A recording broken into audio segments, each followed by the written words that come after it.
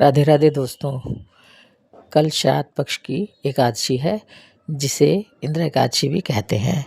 यह आश्विन मास की शुक्ल कृष्ण पक्ष की 11वीं दिन आती है। तो आइए इसकी एक कहानी कहते हैं, कथा सुनाते हैं। तो एक बार की बात है, एक बार देव ऋषि नारद ब्रह्मलोक से भ्रमण करते हुए यमलोक में पहुँचे।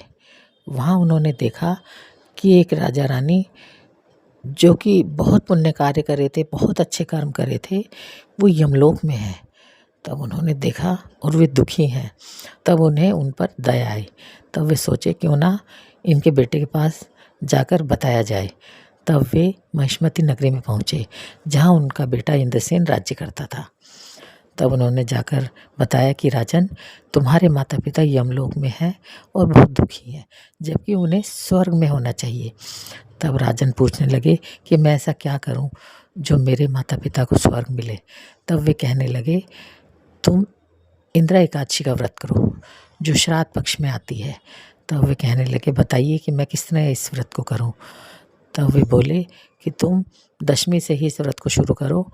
दशमी के दिन ब्राह्मणों को पेट भर कर खाना खिलाओ, गौ ग्रास दो, कुत्ते को खाना खिलाओ और कौवे को ग्रास दो। फिर अगले दिन फलाहार से एकादशी का व्रत करो, खुद भी करो और ब्राह्मणों को भी फलाहार कराओ, गऊ को भी फलाहार कराओ, कुत्ते को भी और कौवे को भी फलाहार कराओ। और पूरी दिन फलाहार से ही इस व्रत को करो और रात्रि को भूमि पर शयन करो। और भूमि पर शयन करोगे तो रात को विष्णु जी की मूर्ति के सामने ही शयन करना। तब उन्होंने कहा ठीक है। ये सब कहकर नारद जी वहाँ से चले गए। तब राजा इंद्रसेन ने उनके कहे अनुसार ही एकादशी का विधि विधान से व्रत किया और रात्रि को विष्णु भगवान की मूर्ति के सामने ही शयन किया।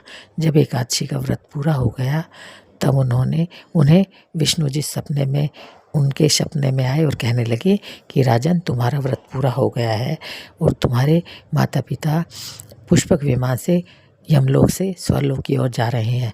तब राजा की आँख खुल गई। तब उन्होंने देखा आकाश से पुष्प वर्षा हो रही है और उनके माता पिता बहुत खुश हैं और वे पुष्पक विमान से यमलोक से स्वर्गलोक की ओर जा रहे हैं। तब वे बहुत खुश हुए और राजा इंद्रसेन भी इस लोक में सुख पाकर अंत में स्वर्गलोक की ओर गए। राधे राधे दोस्तों, धन्यवाद दोस्तों।